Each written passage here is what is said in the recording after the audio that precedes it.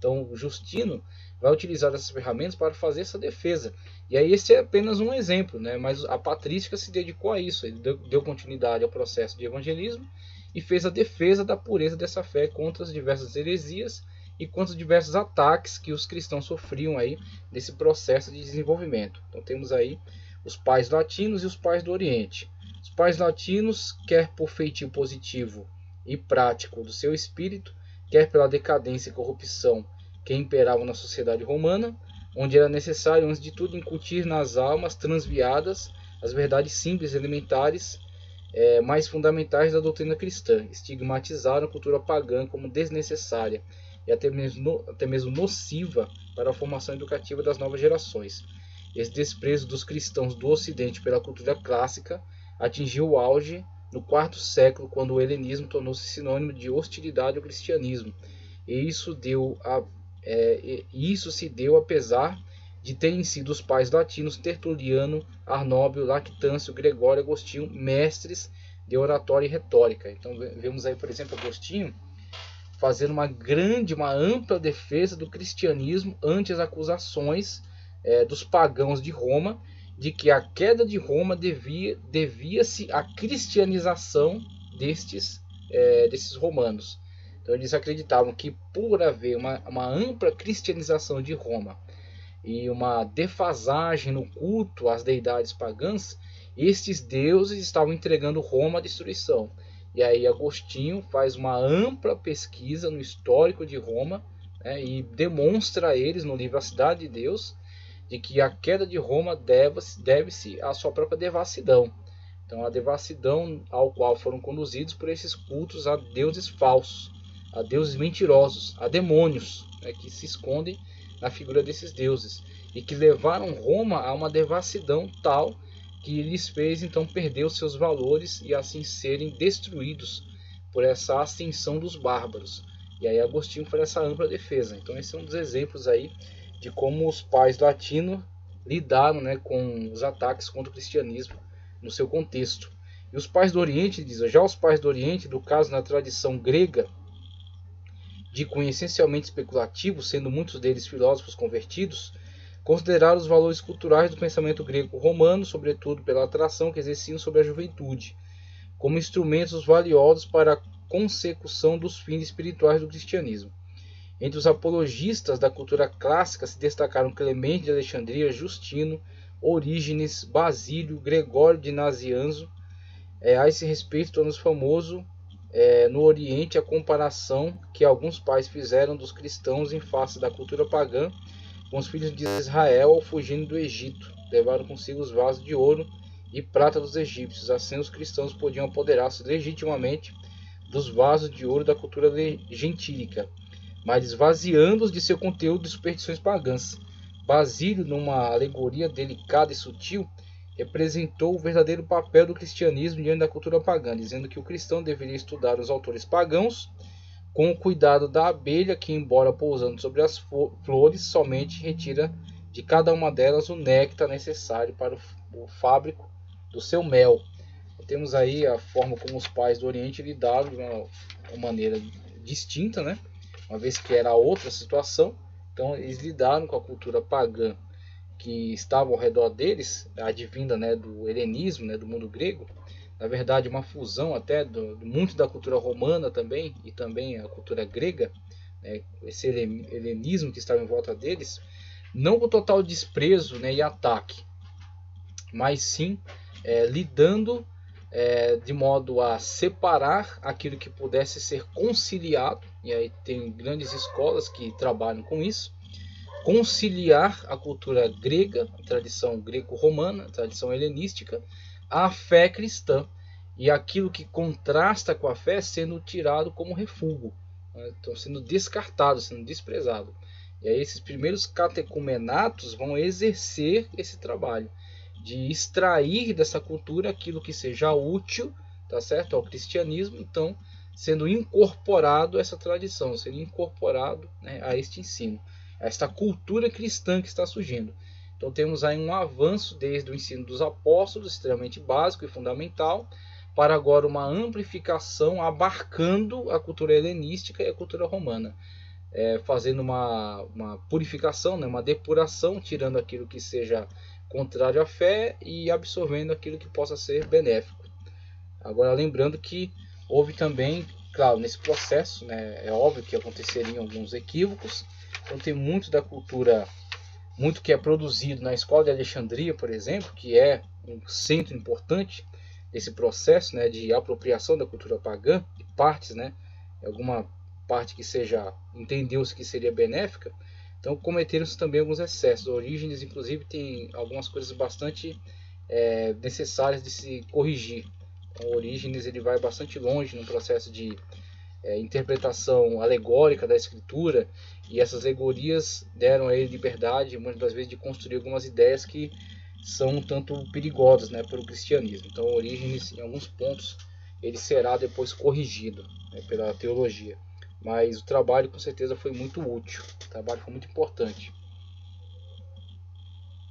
Através desse trabalho surgiram grandes nomes do cristianismo que vão interagir com o mundo nas suas diversas ciências, né, que vão estudar, que vão se aprofundar, e depois vai dar origem à escolástica, né? Então a escolástica vai ser um processo de desenvolvimento a partir dessa patrística inicial, esse contato com a cultura geral, né, e depois com a escolástica o aperfeiçoamento disso, chegando até o ponto culminante na Suma Teológica, né, onde vai ter um aproveitamento de tudo aquilo que entende-se que seja benéfico também para o cristianismo, e uma resposta cristã a diversas questões da vida, né? Então a Suma Teológica abarca, de fato, diversas questões da vida na ótica cristã, certo?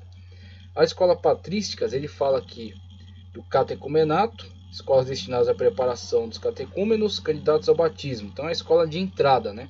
Então muitas das vezes ele fala que a maior presença, no primeiro momento, era de adultos. A partir desse processo de evangelismo, a pessoa queria entrar para a fé, passava pelo catecumenato para ser, então, preparado para o batismo e inserido dentro do quadro, né, dos membros da membresia da igreja.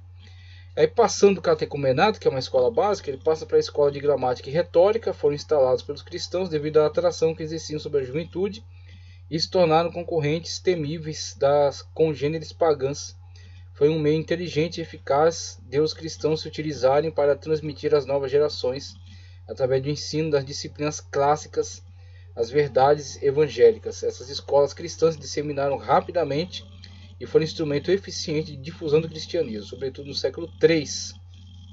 De acordo com o testemunho de Arnóbio, pois foi por seu intermédio que se converteu à fé cristã grande número de gramáticos e rétoros, e de médicos e filósofos. Então o ensino cristão agora está adentrando a meios mais voltados, né, para a ciência, não apenas um ensino geral, né, não apenas um ensino simples, básico, né, fundamental, mas agora um ensino mais elevado, né, um ensino mais complexo. Então temos aí muitos representantes do cristianismo interagindo agora com as ciências da época, né? E agora conseguindo comunicar a sua fé dentro de meios mais exclusivos, né? Não somente ao povo em geral, mas a meios mais exclusivos, mais fechados que havia naquela época. As escolas eclesiásticas e episcopais, que aí você vai ter a formação das grandes lideranças da igreja, tá ok? As grandes lideranças da igreja foram fundadas pelos bispos nas suas regiões e se destinavam à preparação do clero. Essas escolas de nível superior visavam principalmente a formação religiosa, mas não se descuidaram do ensino das ciências profanas, de vez que era necessária uma sólida formação científica e filosófica para os ministros, a fim de que eles pudessem combater com segurança e eficiência os erros e ataques dos pagãos. Aí temos uma preocupação com a formação bastante elevada do ministro, para que ele pudesse defender a sua comunidade, pudesse dar respostas, né? Então ele ia se munir do evangelho, mas ele precisava ter um conhecimento dessas ciências para que, interpretando o evangelho, ele pudesse defender a sua comunidade das distorções advindas de diversos meios científicos, principalmente a filosofia. Aí temos, por exemplo, céticos, né, que se levantam para criticar o cristianismo. Então tem a grande briga de Orígenes contra Celso, por exemplo. Então Orígenes faz uma apologia contra Celso. E nessa apologia ele explica o que Celso está criticando, né, e ele faz a defesa, né, contradizendo essas críticas de Celso. Para isso ele tem que ter capacidade de argumentação dentro da filosofia. E aí surge então essa preocupação, é através dessa preocupação que vão surgindo essas grandes escolas episcopais, escolas eclesiásticas e episcopais, para a formação dessas grandes lideranças. E as escolas catequéticas, como ele diz aqui, resultaram da transformação dos primitivos catecumenatos e tiveram por escopo ministrar uma sólida instrução religiosa e ao mesmo tempo uma extensa cultura científica e filosófica. Nessas escolas eram admitidos indistintamente alunos cristãos e pagãos. Em algumas delas se organizaram como verdadeiras universidades. A mais famosa e influente entre todas foi a Didascália de Alexandria, que é a escola alexandrina, cuja origem parece remontar a Marcos, discípulo do apóstolo Pedro, e que representou o maior centro de estudos superiores de sua época. No século II, os seus cursos atraíram a atenção e o interesse das elites intelectuais gregas e romanas. Dentre os mestres eminentes da escola de Alexandria se destacam as grandes figuras de Clemente, Pantênio e Orígenes, cuja penetração intelectual e universalidade de conhecimentos, aliadas à pureza de coração e humildade de espírito, despertaram a mais viva admiração e o mais profundo respeito entre seus contemporâneos. Na escola de Alexandria eram ensinadas a teologia, a filosofia, a física, a geometria, a astronomia, a gramática e retórica. E aí temos que essa escola catequética é agora um grande salto, né, do catecumenato para agora uma escola que vai se voltar, né, que vai abarcar dentro do seu quadro tanto estudantes cristãos e também vai chamar a atenção de estudantes pagãos, né, pertencentes mesmo ao mundo pagão ainda da época, e que se voltam para lá para se beneficiarem do grande avanço, né, já demonstrado pelos mestres cristãos que compreendem a ciência da sua época, são importantes nessas ciências e comunicam essa ciência agora juntamente com a sua fé, a sua postura, seu testemunho, a fé que adotaram, né, e essa ciência na qual dominam. Então, temos aí um grande avanço, um grande salto dentro mesmo da época da patrística, né? Passando da patrística, a gente vai agora para a época monástica, tá? O monasticismo. Mas antes disso, uma leitura aqui no texto que está em tela.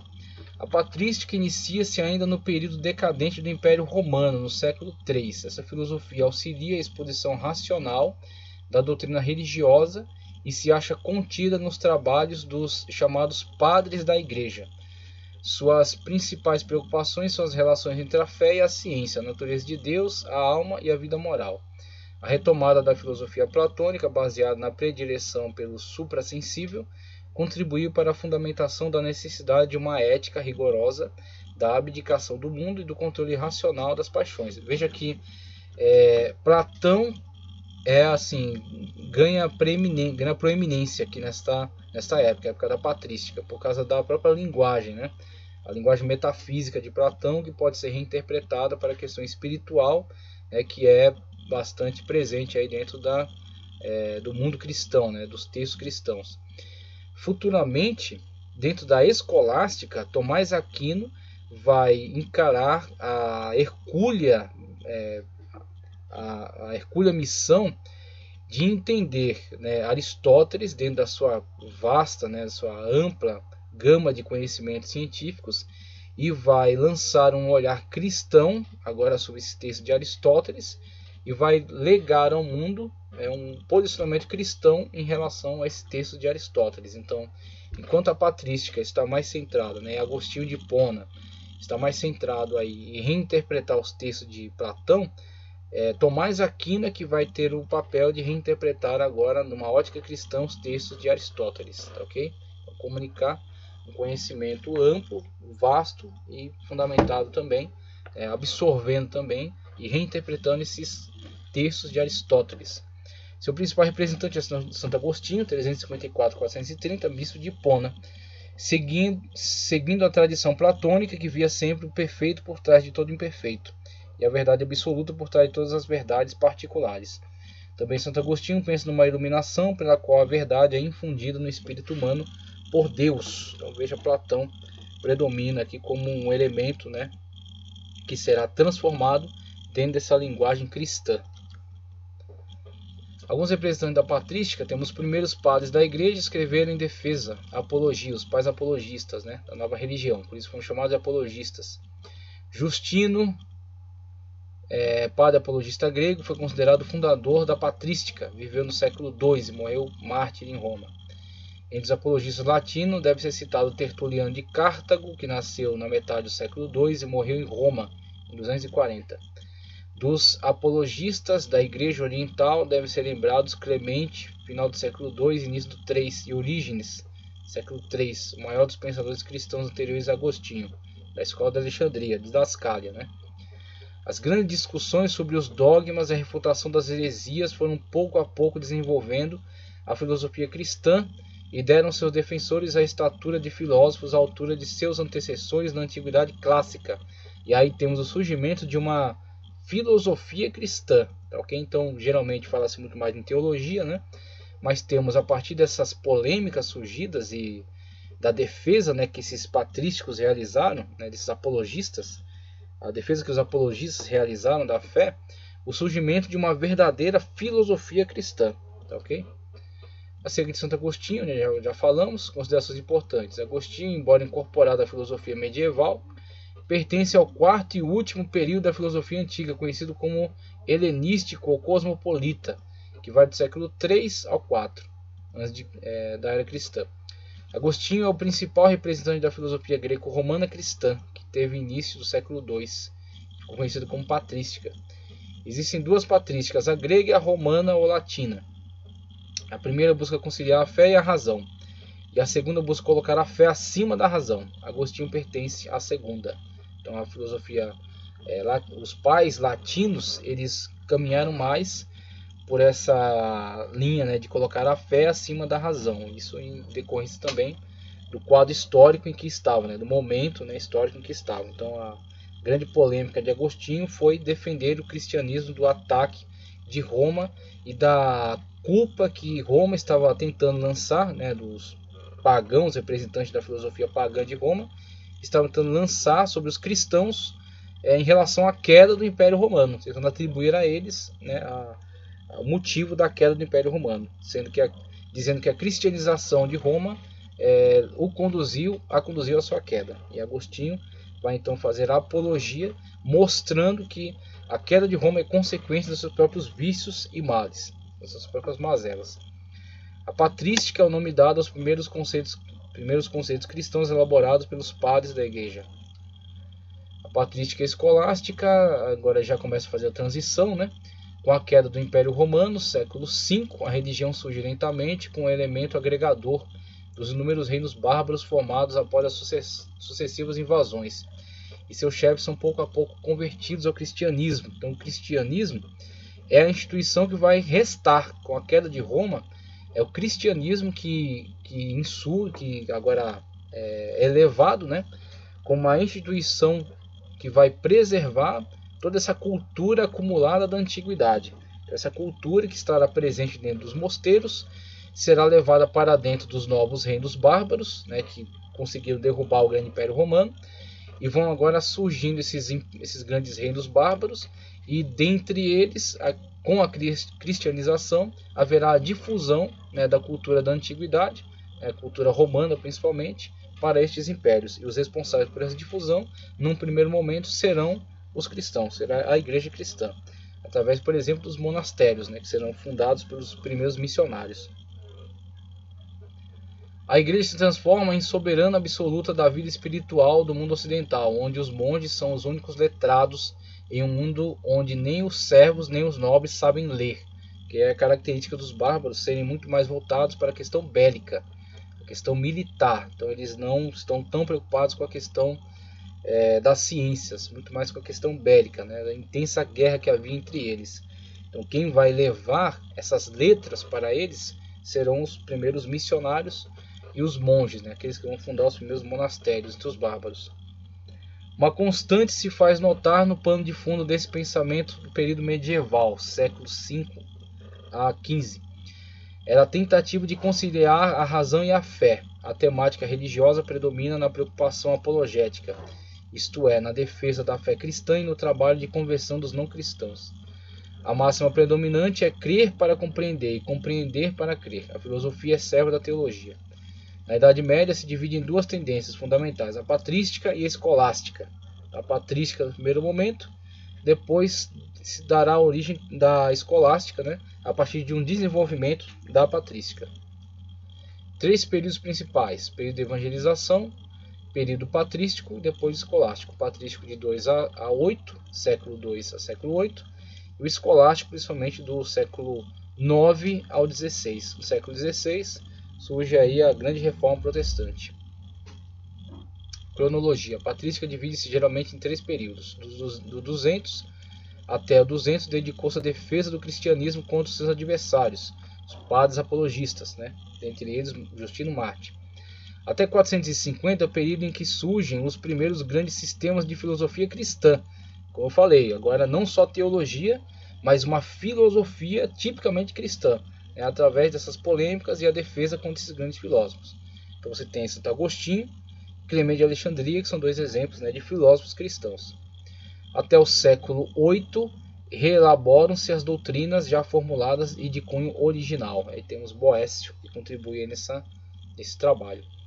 Agora, passando para a questão monástica, a gente vai começar a falar acerca do surgimento dos monastérios e o surgimento de uma educação cristã muito ligada a essa questão monástica, tá? Mas isso aí a gente vai, uma aula já se estendeu bastante, a gente vai para a próxima aula lidar de uma forma mais aprofundada com essa questão monástica dentro dos períodos da evolução da educação cristã, tá, ok? Muito obrigado. Se você gostou, curte, compartilha e inscreva-se no canal. Deus continue te abençoando.